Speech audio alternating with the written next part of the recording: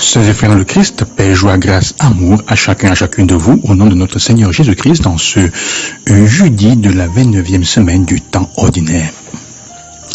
Les paroles que Jésus nous laisse dans l'évangile d'aujourd'hui sont assez déconcertantes et même, on pourrait dire, assez scandalisantes d'un certain point de vue. Il dit, je suis venu porter le feu sur la terre et comme je voudrais que ce feu soit déjà allumé.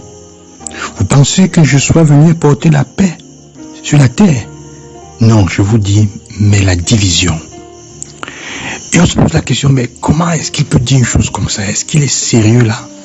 Avec tout ce qu'il nous a montré, tout ce qu'il nous a expliqué, tout ce qu'il nous a laissé comme signe de sa présence, signe de la communion, il nous parle de les porter, il est venu porter la division, un feu.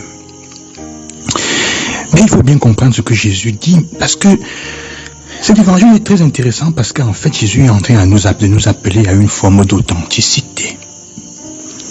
Sa présence, on l'a vu comment sa présence a divisé. Sa présence a été une cause de division. Jésus, en fait, n'est pas là parce qu'il veut des personnes. Il n'est pas venu pour mesurer nos enthousiasmes. Non, il est venu pour les rendre possibles. Jésus démasque une chose fondamentale que nous vivons souvent dans nos familles. J'ai envie de prendre l'exemple surtout de ce côté-là. Combien d'entre vous, ou combien est-ce que vous de personnes connaissez-vous, dans vos familles sont celles qui sont toujours en train de chercher à mettre la paix? On les insulte et laisse. Parce que leurs parents leur ont dit non, il faut mettre la paix. Tu dois être le médiateur. On les engueule, on leur fait des coups bas, on fait attentat à leur vie. On est chez les marabouts chaque jour pour elles. Elles sont toujours là en train de dire non, ce sont mes frères, ce sont mes soeurs, je les aime. Je vais, comme on dit chez nous, elles donnent l'opportunité qu'on extrait l'huile de leur corps pour les cuire avec. Et elles disent la paix. Le fait est qu'elles ne sont jamais en paix. Combien d'entre nous nous connaissent, combien d'entre vous parmi vos familles sont comme ça? On leur a inculqué une façon de chercher la paix qui signifierait pour elles éviter les conflits, éviter même de prendre soin et de réclamer ce qui est sa propre dignité. En fait, renoncer à l'authenticité, à la vérité de ce que nous sommes. Jésus en fait dit, je ne suis pas venu rendre tout fusionnel, une fusion, une unité. Comme si une relation va en valer une autre, non. Mais je suis venu pour distinguer, pour faire la séparation. Pour que chacun de nous devienne soi-même et non, n'arrête pas de réaliser les rêves, sans arrêter de réaliser, et arrête de réaliser les rêves des autres. Chacun devienne soi-même. Jésus est venu pour le rendre conscient du rêve que chacun de nous porte en lui-même, en elle-même, et a donné la possibilité que ce rêve s'accomplisse et vienne à la lumière. Dans ce sens donc, la paix, sa paix est complètement différente de celle que d'autres cherchent. De ce qu'on nous enseigne dans nos familles, la paix signifie que tu couvres ton dos pour qu'on te frappe dessus tous les temps. Pour que tu fasses semblant, tes frères te manquent de respect, ils te frappent, mais tu dois toujours revenir chercher la conciliation. Ça, ce n'est pas la paix. Et le moment où la paix, on est en paix simplement quand on est éloigné les uns des autres. Jésus est en train de dire ça. Si tu acceptes de vivre comme le Seigneur demande, ça veut dire que tu acceptes de devenir authentique et de prendre en charge ta vie et d'être honnête. Ça veut dire à un moment se détacher de la masse. Ça veut dire se séparer des manigances de la masse. Alors on va te frapper, on va te haïr. La paix ne sera pas uniformisme à tout prix. La paix parfois à laquelle nous en allons, à laquelle nous cherchons est une feinte, c'est une fausse paix.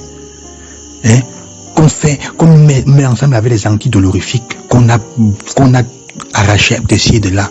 On prend le paracétamol pour que la douleur passe. On continue à aller voir les frères, on continue à aller là où on te frappe, on t'humilie. On dit qu'on est en train de mettre la paix. Combien de nos familles à la surface semblent entrer en paix alors qu'à l'intérieur elles sont des pourritures à cause de cette manière de faire. Je dis aujourd'hui, sachez que si quelqu'un embrasse mon évangile, embrasse l'évangile de vérité, et ça ne va apporter que la division au milieu de ceux qui sont hypocrites. Ça, c'est le contexte qu'il faut comprendre. C'est-à-dire, le feu que j'apporte, c'est le feu de la vérité. C'est le feu de la vraie, c'est le feu de l'honnêteté, c'est le feu d'un amour qui n'entre pas en compromis avec le mal. Et comme tel, on va se diviser, ça va porter la division. Alors, on oublie parfois que pour devenir soi-même, on a besoin de se séparer, de faire la fatigue de se séparer des masses, de se distinguer. Ce n'est pas régner son père ou sa mère, faisons attention, mais savoir être soi-même, même au-delà d'eux-mêmes. C'est savoir être soi-même au-delà de son père, de sa mère, de ce qu'il demande pour nous. Faisons attention comme parents aussi que parfois c'est nous qui tuons nos enfants. On voit un enfant au milieu de nous, des autres enfants, qui est toujours baissé, qui est toujours tapé, insulté, marginalisé par les autres. Et on encourage ça parce qu'on dit tu dois faire la paix. Surtout si c'est l'aîné, tu ne vas pas, non, tu dois faire la paix. Et la personne, c'est celui qui va souffrir le plus dans sa vie. Ce n'est pas nier son père ou sa mère, comme je disais.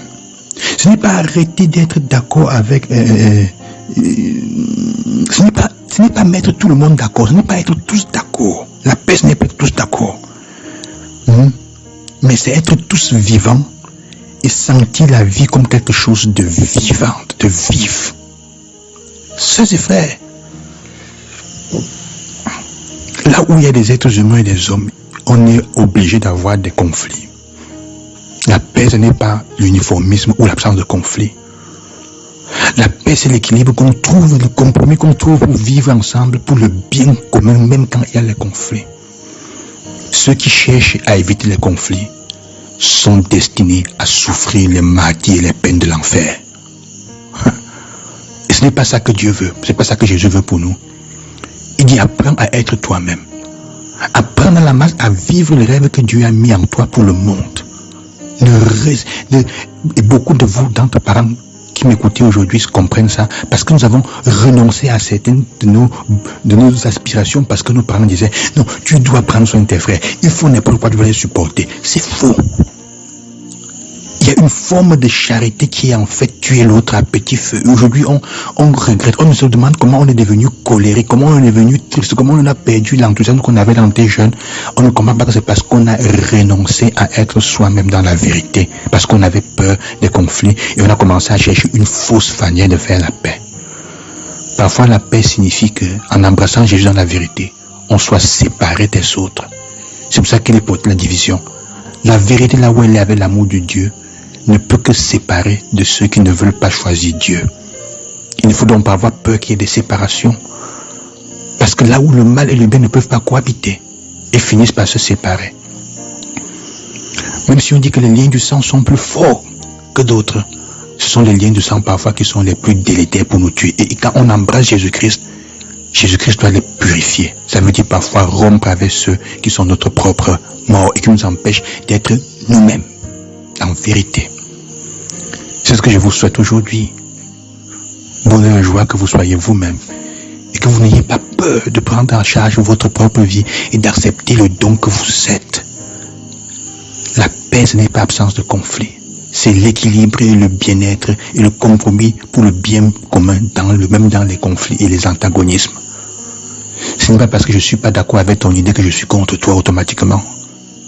On peut être en paix sans avoir le même accord sur les mêmes choses. Mais la paix vient quand tu es en harmonie avec toi-même et les aspirations de ton cœur et le plan que Dieu a sur toi. Que Dieu vous accompagne et que vous bénisse. En son nom, je vous bénis moi aussi. À demain, loué soit Jésus-Christ.